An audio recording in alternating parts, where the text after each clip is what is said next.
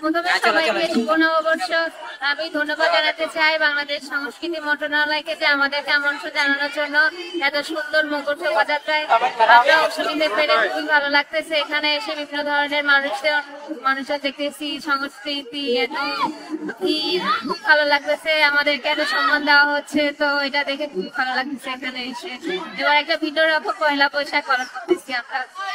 সবাইকে বাংলা নববর্ষের শুভেচ্ছা। 1432 এখানে ফার্স্ট টাইম এসে অনেক ভালো লাগতেছে, খুব এনজয় করছি। আমরা সবাই হ্যাপি। সকলকে শুভ নববর্ষের শুভেচ্ছা। তো এখানে এসে আমার অনেক ভালো লাগলো। তো এবারে ফার্স্ট শাহবাগে আসা, যে শুভ নববর্ষ তো অনেকে অনেক হেবিট থেকে আসছে, তো অনেক ভালো লাগছে।